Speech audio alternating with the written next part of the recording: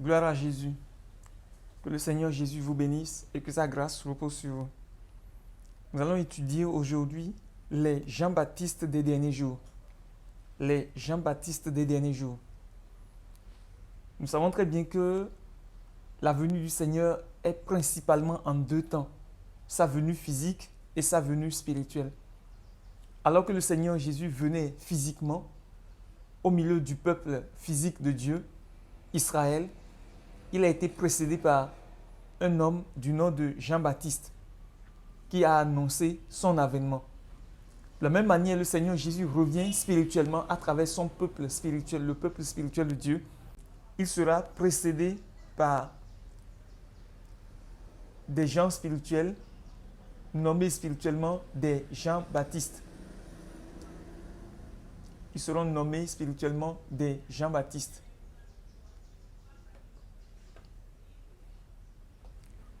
Allons dans Luc au chapitre 3. Nous lisons. Si nous comprenons le ministère de Jean-Baptiste, nous comprendrons également notre ministère à nous aujourd'hui. Car Dieu a un plan, mais l'Église n'en a aucune idée. Et parce qu'elle n'en a aucune idée, elle s'invente toutes sortes d'histoires qui n'ont aucun rapport avec les Écritures. Dieu a un plan et il l'exécutera jusqu'au bout. Le plan de Dieu, c'est de donner la terre aux hommes. Le plan de Dieu, c'est de donner la terre aux hommes qui seront gouvernés par un roi. Et son nom, c'est Jésus-Christ. Mais avant que ce roi ne vienne, il faut que la terre soit pacifiée. Il faut que la terre soit balayée, mise en ordre. Il faut que la terre soit arrangée, totalement restaurée. Il faut que les méchants soient dégagés. Il faut qu'un tapis rouge lui soit déroulé. Il faut que tout soit mis en place avant que le Seigneur, le roi Jésus-Christ, ne vienne sur la terre. Par conséquent, il a été dit, préparez la voie du Seigneur, aplanissez ce sentier. Et c'est pour cela que Jean-Baptiste est venu la première fois pour préparer la voie du Seigneur et annoncer son avènement. Nous allons le lire. La 15e année du règne de Tibère César, lorsque Ponce Pilate était gouverneur de la Judée, Hérode, tétrarque de la Galilée, son frère Philippe, tétrarque de l'Ithurée et du territoire de la Traconite, Lysanias, tétrarque de l'Abilène, et du temps des souverains sacrificateurs Anne et Caïphe, la parole de Dieu fut adressée à Jean, fils de Zacharie, dans le désert. Et il alla dans tout le pays des environs du Jourdain, prêchant le baptême de repentance pour la rémission des péchés, selon ce qui est écrit dans le livre des paroles d'Ésaïe, le prophète. C'est la voix de celui qui crie dans le désert. Préparez le chemin du Seigneur, aplanissez ce sentier. Toute vallée sera comblée, toute montagne et toute colline seront abaissées, ce qui est tortueux sera redressé, et les chemins raboteux seront aplanis, et toute chair verra le salut de Dieu. Voici le message de Jean-Baptiste. Jean-Baptiste a été, la Bible dit que la parole fut adressée à Jean dans le désert, Jean fils de Zacharie dans le désert, et il alla dans tout le pays des environs du Jourdain, prêchant le baptême de repentance pour la rémission des péchés, selon ce qui est écrit dans le livre des paroles d'Ésaïe le prophète. Il dit, c'est ici la voix de celui qui crie dans le désert. Et qu'est-ce que Jean-Baptiste criait dans le désert? Il disait, préparez le chemin du Seigneur. Préparez le chemin du Seigneur, aplanissez ses sentiers. Préparez le chemin du Seigneur, aplanissez ses sentiers. Ici, qui parle? C'est Jean-Baptiste qui parle. Il s'adresse à qui? Au peuple de Dieu. Maintenant, qui doit préparer le chemin du Seigneur et qui doit aplanir ses sentiers? C'est le peuple ou bien c'est Jean-Baptiste? Ce n'est pas celui qui parle, car Jean-Baptiste a reçu un message. La Bible dit que la parole lui fut adressée. La parole fut adressée à Jean-Baptiste dans le désert. Et il alla dans tout le pays des environs du Jourdain, prêchant le baptême de repentance pour la rémission des péchés. Et il disait, préparez le chemin du Seigneur. Il s'adressait au peuple de Dieu. Il s'adressait au peuple de Dieu. Maintenant, qui est le peuple de Dieu à qui ce message s'adressait? Comme je le disais, Jean-Baptiste était un homme naturel, né du peuple naturel de Dieu, envoyé pour précéder, pour annoncer l'avènement du roi des rois. Parce que Jésus vient, le sauveur de l'humanité vient, le roi de toute la terre vient, et Jean-Baptiste a été envoyé pour préparer son chemin. Comment prépare-t-il le chemin du Seigneur? En appelant le peuple de Dieu à lui aplanir le sentier, et à préparer son chemin. Donc Jean-Baptiste précède et prépare la voie du Seigneur en annonçant au peuple de Dieu à lui préparer le chemin et à lui aplanir ses sentiers. De la même manière que Jean-Baptiste était seul, un homme physique né du peuple naturel de Dieu, envoyé pour préparer, appeler le peuple naturel de Dieu à préparer la voie ou les sentiers du Seigneur, à préparer le chemin du Seigneur au Seigneur physique. De la même manière, des Jean-Baptiste, des messagers aujourd'hui sont ou seront envoyés pour préparer ceux qui doivent préparer le chemin du Seigneur. Et ces gens-là nous disent ou nous diront, je peux même dire qu'ils nous disent déjà, de préparer la voie du Seigneur et de lui aplanir ses sentiers. Par conséquent, nous devons comprendre que le Seigneur Jésus vient spirituellement. Il était venu physiquement au milieu du peuple physique de Dieu. Maintenant, il vient spirituellement au milieu du peuple spirituel de Dieu, qui est l'Église. Et on nous annonce que nous devons préparer le chemin du Seigneur et que nous devons aplanir ses sentiers. Maintenant, je vais vous montrer quelque chose. Dans Acte 3, versets 19 à 21. Acte 3, versets 19 à 21, dans la version de Louis II, il est dit « Repentez-vous donc et convertissez-vous pour que vos péchés soient effacés, afin que des temps de rafraîchissement viennent de la part du Seigneur et qu'il envoie celui qui vous a été destiné, Jésus-Christ, que le ciel doit recevoir jusqu'au temps du rétablissement de toutes choses dont Dieu a parlé anciennement par la bouche de ses saints prophètes. » Maintenant, écoutez ce que la version du français courant dit. Bon, prenons d'abord la version de Parole de vie. Changez donc votre vie et revenez vers Dieu pour qu'il efface vos péchés. Alors le Seigneur vous donnera des moments de repos et il enverra le Messie qu'il a choisi d'avance pour vous, c'est-à-dire Jésus. Mais pour le moment, il faut que Jésus-Christ reste au ciel jusqu'au jour où tout sera remis en ordre. Depuis longtemps, Dieu a annoncé cela par la bouche des saints prophètes. Maintenant, la Bible du français courant. Changez donc de comportement et tournez-vous vers Dieu pour qu'il efface vos péchés. Alors le Seigneur fera venir des temps de repos et vous enverra Jésus le Messie qu'il avait choisi d'avance pour vous. Pour le moment, Jésus-Christ doit rester au ciel jusqu'à ce que vienne le temps où tout sera renouvelé comme Dieu l'a annoncé par ses saints prophètes depuis longtemps déjà. J'espère que vous avez lu l'écriture avec moi. Nous avons lu dans Luc 3 où Jean-Baptiste nous dit, le Jean-Baptiste physique disait au peuple physique de Dieu de préparer le chemin du Seigneur et d'aplanir ses sentiers. Avant même que Jésus ne paraisse, avant que Jésus vienne, Jean-Baptiste, un homme physique né du peuple physique de Dieu, est venu appeler le peuple physique de Dieu à préparer le chemin du Seigneur Jésus qui va bientôt venir sur la scène et à aplanir ses sentiers. De la même manière, Jésus revient spirituellement. Et de la même manière qu'il a été précédé et annoncé par un homme naturel au peuple naturel de Dieu pour lui préparer le chemin et lui aplanir les sentiers, de la même manière, des messagers de Dieu doivent venir sur la scène spirituelle dans ce monde pour annoncer au peuple spirituel de Dieu, l'Église, à préparer le chemin du Seigneur et à lui aplanir ses sentiers. Ça veut dire que c'est nous, le peuple de Dieu, qui devons aplanir le sentier du Seigneur, préparer son chemin avant qu'il vienne sur la scène.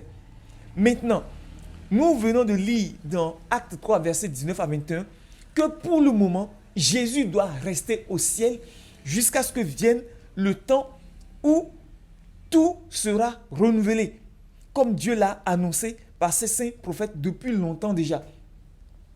On nous dit que Jésus doit rester au ciel jusqu'à ce que vienne le temps où tout sera renouvelé. C'est-à-dire que quand Jésus viendra, ou plutôt avant que Jésus vienne, le chemin lui sera préparé par son peuple. Parce que l'ordre nous a été donné de préparer le chemin du Seigneur, d'aplanir ses sentiers avant qu'il vienne sur la scène. Ainsi, avant que Jésus vienne, on nous dit que Jésus viendra quand? Le temps où tout sera renouvelé. Et le temps où tout sera renouvelé, c'est le millénium. C'est le millénium où tout sera renouvelé et où la terre sera comme au commencement. La terre redeviendra le paradis qu'elle était au commencement. Et où les animaux ne se mangeront plus les uns les autres. Où il n'y aura plus de guerre. Il n'y aura plus de conflits entre nations. Il n'y aura plus de querelles entre les hommes. Il n'y aura plus de division. Tout ce que nous voyons aujourd'hui, tout cela prendra fin et cessera. C'est ce temps-là qui est appelé le jour, le temps où tout sera renouvelé. Maintenant, avant que Jésus vienne, on nous dit que nous devons préparer le chemin du Seigneur et nous devons lui aplanir ses sentiers. Nous, le peuple de Dieu, à qui le message a été adressé par Jean-Baptiste, nous avons pour mission d'aplanir les sentiers du Seigneur. Maintenant, comment aplanir les sentiers du Seigneur? Retournons dans Actes, Luc 3, verset 7, je crois. Luc 3, verset 5. Il est dit, toute vallée sera comblée, toute montagne et toute colline seront abaissées, ce qui est tortueux sera redressé et les chemins raboteux seront aplanis. Frères et sœurs, nous avons pour mission de préparer le chemin du Seigneur et d'aplanir ses sentiers. Et c'est à nous d'aplanir les sentiers du Seigneur, de lui préparer le chemin et de combler toute vallée, de rabaisser toute montagne et toute colline et de redresser tous les chemins tortueux et tous les chemins raboteux. C'est que nous avons un travail à faire. Et quel est ce travail? Il s'agit de détruire tous les ennemis.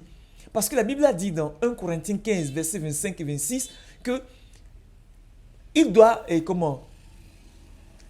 rester au ciel. D'abord, il lui a été dit, le Père lui a dit qu'il doit rester au ciel jusqu'à ce qu'il mette tous ses ennemis sous ses pieds et que le dernier ennemi qui sera détruit, c'est la mort. Paul nous a dit dans 1 Corinthiens 15, verset 25 à 26, que Jésus doit rester au ciel, à la droite du Père, jusqu'à ce que le Père fasse de ses ennemis son marchepied. Et que le dernier ennemi qui sera le marchepied de Jésus, le dernier ennemi qui sera détruit, c'est la mort. Ça veut dire que c'est nous qui devons mettre tous les ennemis sous nos pieds, parce que les pieds de Christ, c'est nous. Les pieds de Christ ne se trouvent pas attachés à la tête, mais c'est attaché au corps. Or, le corps de Christ, c'est l'Église. Et les pieds sont attachés à l'Église.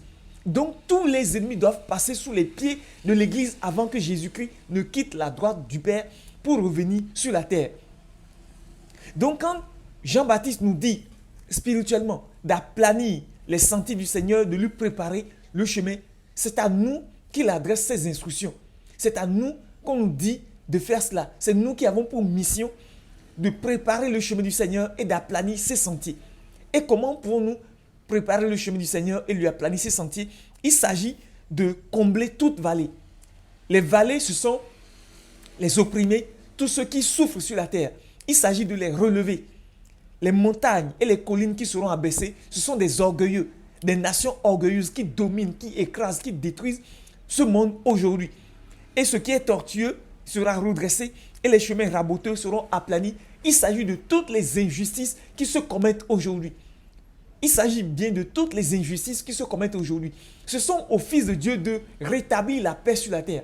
Ce sont aux fils de Dieu de détruire tous ceux qui détruisent la terre. Ce sont aux fils de Dieu de faire la guerre au diable, de faire la guerre à l'antéchrist et à la bête. Et ce sont aux fils de Dieu de détruire tous les ennemis de Christ avant que Jésus-Christ ne vienne. J'espère que vous comprenez. Car nous avons une mission qui nous a été assignée depuis Genèse 3, verset 15, où Dieu dit au serpent, la postérité de la femme t'écrasera la tête et tu lui blesseras au talon. Qui est la postérité de la femme? Beaucoup disent que c'est Jésus, parce que Jésus est né de Marie, de manière virginale. Mais c'est une erreur.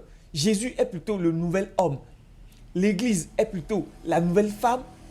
Et les fils de Dieu qui naîtront de l'Église sont la postérité de la femme, l'Église. Car il n'y a que deux femmes dans les Écritures, spirituellement parlant, Ève et l'Église. Ève est la femme du premier homme et l'Église est la femme du second homme. Or, toutes les femmes nées d'Adam sont de la race d'Adam.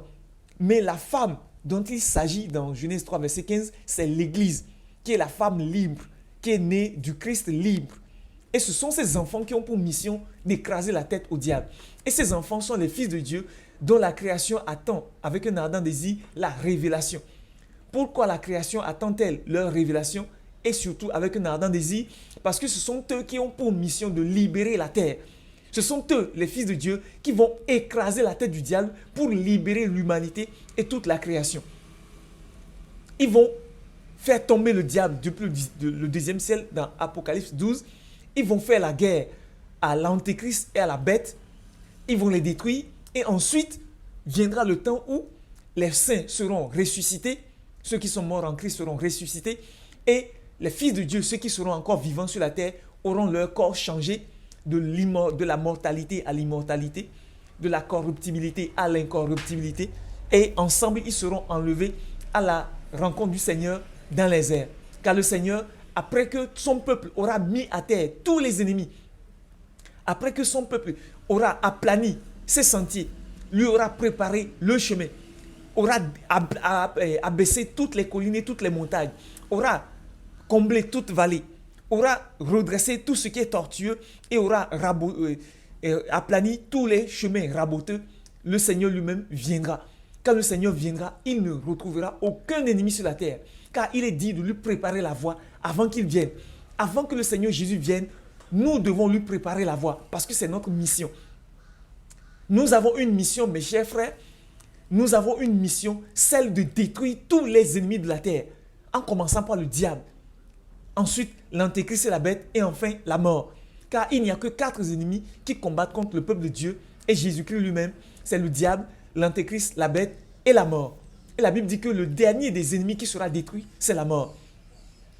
Quand vous lisez Apocalypse 16, vous allez voir là-bas 3 ennemis. Il est écrit que Jean dit, je vis sortir de la bouche du dragon, de la bête et du faux prophète 3 esprits impurs qui sont allés vers tous les rois de la terre pour les rassembler pour le jour du grand jour de l'Éternel, pour faire la guerre à Dieu. Ça, ce sont les 3 principaux ennemis. Maintenant, le dernier ennemi, c'est la mort. Le dernier ennemi, c'est la mort. Donc, ils sont 4 ennemis principalement. Mais la Bible dit que nous devons détruire tous ces ennemis avant que le Seigneur Jésus vienne. C'est pourquoi il nous est dit de préparer le chemin du Seigneur. Le Seigneur ne viendra jamais rencontrer un ennemi sur la terre. Quand le Seigneur Jésus viendra pour établir son règne, il n'y aura pas d'ennemis. Car le peuple de Dieu aura déjà détruit tous les ennemis. Nous avons la capacité, au nom de Jésus, par la plénitude du Saint-Esprit, la plénitude, toute la plénitude de la divinité qui nous sera donnée au jour de l'adoption, au jour de la rédemption de notre corps, qui arrive bientôt. Par cette capacité, nous allons détruire tous les ennemis. C'est pourquoi Jésus dit, je bâtirai mon église sur cette pierre et les portes du séjour des morts ne prévaudront point contre elle. Frère, l'enfer ne pourra pas vaincre l'église qui est sur le point de se manifester. Les fils de Dieu qui sont sur le point de se manifester détruiront tous les ennemis. Ils mettront à terre tous les ennemis. Ils les écraseront tous. Et il n'y a pas un seul ennemi qui restera debout quand le Seigneur Jésus viendra. Avant que le Seigneur Jésus vienne, mes frères et sœurs, nous avons été appelés à lui préparer le chemin et à aplanir ses sentiers. C'est notre mission. Si nous ne le savons pas, mes frères, nous devons le savoir aujourd'hui. Nous avons une mission, non pas de partir dans un enlèvement quelconque, mais de nous fortifier, de nous préparer pour le jour de la rédemption, de nous préparer pour le jour de la délivrance de notre corps, afin que nous puissions recevoir toute la plénitude de la divinité en nous, afin que nous puissions, avec la capacité de Dieu, détruire tous les ennemis qui sont sur la terre. Car la chair et le sang ne peuvent pas détruire le diable, ni l'antéchrist, ni la bête, ni la mort. Mais Dieu le peut. C'est pourquoi on nous dit de nous préparer pour recevoir la rédemption de notre corps au jour des expiations qui est devant nous. Car nous avons connu déjà la Pâque. La Pâque est derrière nous. Nous avons déjà connu la Pentecôte. La Pentecôte est derrière nous. Mais il nous reste les tabernacles qui sont devant nous, au cours desquels nous devons recevoir la rédemption de notre corps. La Pâque a servi à nous donner la rédemption de notre esprit. La Pentecôte sert à nous donner la restauration, la rédemption de nos âmes. Mais les tabernacles serviront à nous donner la rédemption de notre corps, afin que notre délivrance soit totale. Et lorsque notre délivrance sera totale, Dieu reviendra habiter en nous dans toute sa plénitude. Et alors nous recevrons la capacité de Dieu la puissance de Dieu, celle que Jésus a démontrée sur la terre pour marcher sur les puissances de ce monde, pour écraser toutes les puissances de ce monde. Jésus dit, voici, je vous ai donné le pouvoir de marcher sur les serpents, les scorpions et sur toute la puissance de l'ennemi et rien ne pourra vous nuire. Frère, nous n'avons pas encore manifesté cette puissance, mais quand nous recevrons la plénitude de Dieu, nous la manifesterons pleinement et nous écraserons tous les ennemis de Dieu, tous les ennemis du peuple de Dieu et tous les ennemis de l'humanité que sont le diable, la bête, l'antéchrist et la mort. Et c'est après avoir anéanti tous ces ennemis-là que le Seigneur Jésus viendra établir son règne et renouveler la terre. Mes frères, je crois que vous avez appris quelque chose. On nous a menti pendant des décennies, sinon des générations, que les signes de la fin des temps annoncent que nous allons bientôt partir dans l'enlèvement, que Jésus va venir nous chercher. Frères, ce sont des mensonges. Vous ne devez pas continuer à vous laisser abreuver par des mensonges. Vous êtes des enfants de Dieu. Votre breuvage, c'est la vérité. Votre nourriture, c'est la parole de Dieu, la vérité. Arrêtez de vous faire abreuver par des mensonges. Il n'y a pas un enlèvement avant l'avènement de Jésus. C'est faux. Au contraire, avant l'avènement de Jésus, nous avons une mission, celle de préparer le chemin du Seigneur et d'aplanir ses sentiers. Et quand le Seigneur Jésus viendra, il sera fier de nous de voir que nous avons aplani ses sentiers en détruisant tous les rebelles, en détruisant tous les ennemis, en détruisant tous les ennemis de l'humanité. C'est notre mission. On nous a menti qu'on va nous enlever quand le Seigneur Jésus viendra. Ce n'est pas vrai. Ce n'est pas vrai. Frère, réétudiez les Écritures pour vous. Il en va du salut de votre âme. Car si vous laissez tromper par des menteurs, sachez que vous serez surpris par ce qui arrivera bientôt. D'ailleurs, je vais vous lire un dernier verset pour vous convaincre. Allons dans Luc 21. Luc 21, à partir du verset 33. Jésus, après avoir donné des signes qui vont annoncer son avènement et la fin du monde, dit ceci. Le ciel et la terre passeront, mais mes paroles ne passeront point. Prenez garde à vous-même de crainte que vos cœurs ne s'apesantissent par les excès du manger et du boire et par les soucis de la vie, et que ce jour, quel jour? Le jour du jugement, le jour de son avènement, ne vous surprenne à l'improviste. Et que ce jour ne vienne sur vous à l'improviste, car il viendra comme un filet sur tous ceux qui habitent sur la surface de toute la terre. Il n'a pas dit que certains échapperont. Il n'a pas dit que certains seront enlevés. Il dit que ce jour, le jour de son avènement, le jour du jugement, viendra comme un filet sur tous ceux qui habitent sur la surface de toute la terre. Il n'a pas dit que ça viendra sur certains et que ça va épargner d'autres. Il n'a pas dit que certains seront enlevés et que d'autres resteront. Il dit que le jour de son avènement viendra comme un filet sur tous ceux qui habitent sur toute la surface de la terre. Est-ce que vous voyez? Il dit verset 36, « Veillez donc et priez en tout temps, afin que vous ayez la force d'échapper à toutes ces choses qui arriveront et de paraître debout devant le Fils de l'homme. » Frère, Jésus nous a annoncé des signes et des événements. Et il nous a annoncé aussi la grande tribulation. Et il nous dit de veiller. D'abord, il nous dit que ce jour de la grande tribulation, ce jour qui va précéder son avènement, ce jour viendra comme un filet sur tous ceux qui habitent sur la face de toute la terre. Et il dit ensuite aux disciples, à nous, ses disciples aujourd'hui, de veiller et de prier en tout temps afin que nous ayons la force d'échapper à toutes ces choses qui arriveront et de paraître debout devant lui. Frère, si nous serons enlevés, pourquoi donc Jésus nous dit de veiller et de prier en tout temps afin que nous ayons la force d'échapper à ces choses qui vont arriver? Pourquoi Jésus va nous dire de veiller et de prier en tout temps afin que nous ayons la force d'échapper à toutes ces choses qui vont arriver? Frère, ce sont des mensonges qu'on nous a racontés. Que les fils de Dieu écoutent la vérité de Dieu et se lèvent et se débarrassent de tout mensonge. Vous vous reconnaîtrez comme enfant de Dieu, fils de Dieu, si jamais vous vous levez pour vous débarrasser de tous les mensonges dont on vous a abreuvé et vous saisir de la vérité de la parole de Dieu. La vérité de la parole de Dieu nous dit que le jour de son avènement, le jour où tous ces événements qu'il nous a annoncés arriveront, ce jour-là viendra comme un filet sur tous, sans exception, tous ceux qui habitent sur la face de toute la terre.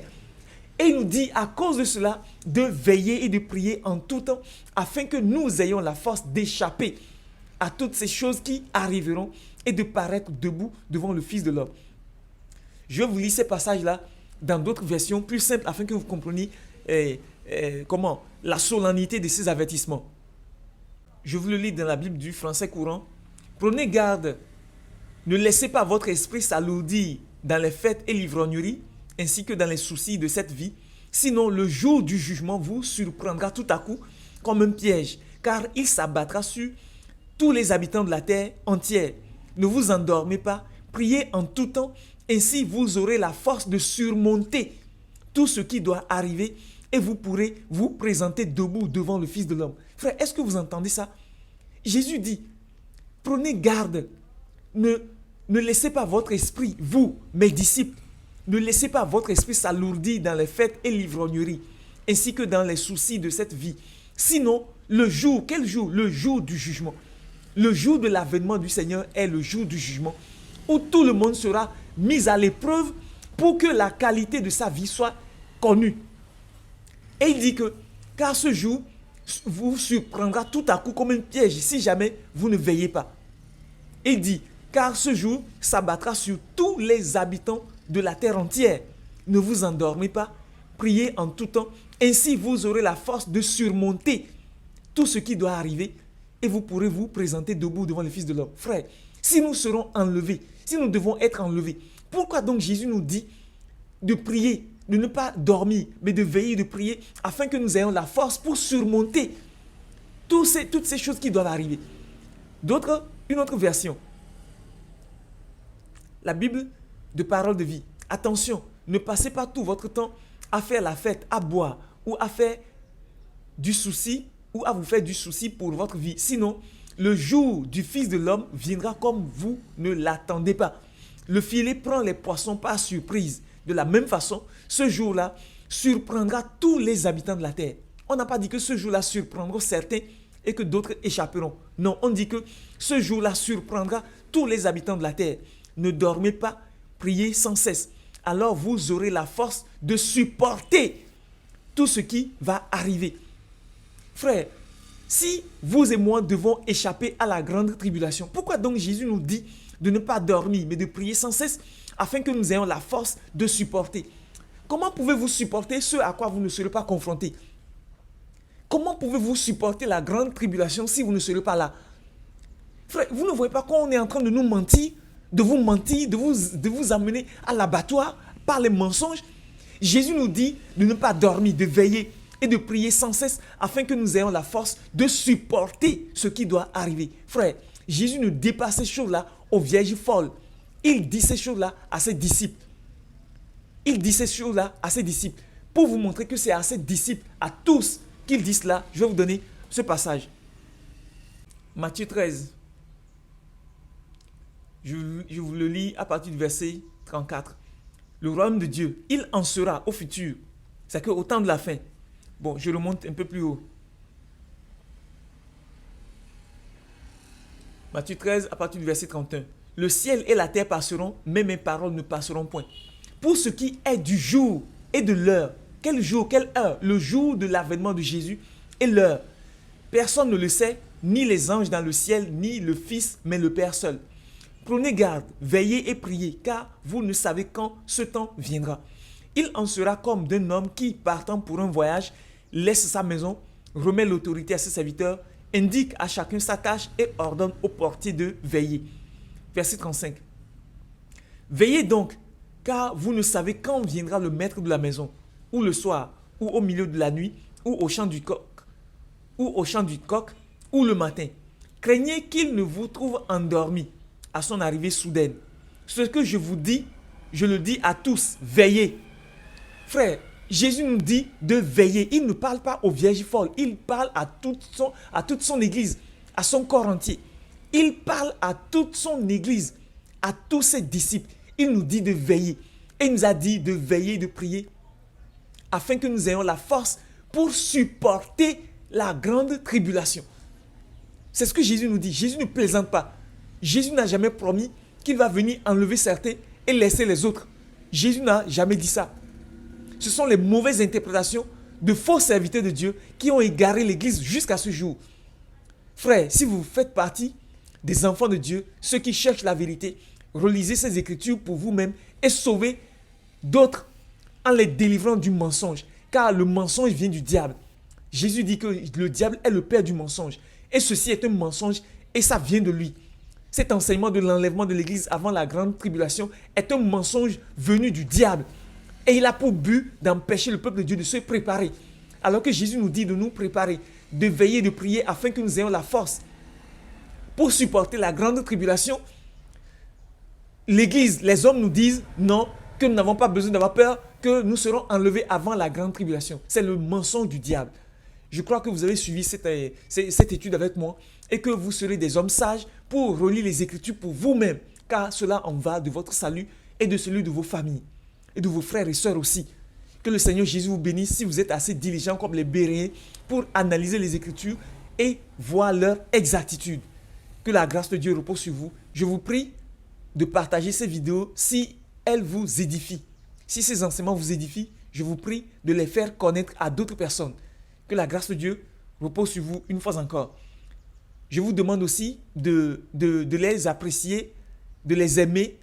Il semble que ça permet à la visibilité de ces vidéos. Aimez-les donc afin que cette vidéo soit de plus en plus présentée aux auditeurs ou aux téléspectateurs. Que la grâce de Dieu repose sur vous. Que Dieu vous bénisse. Amen.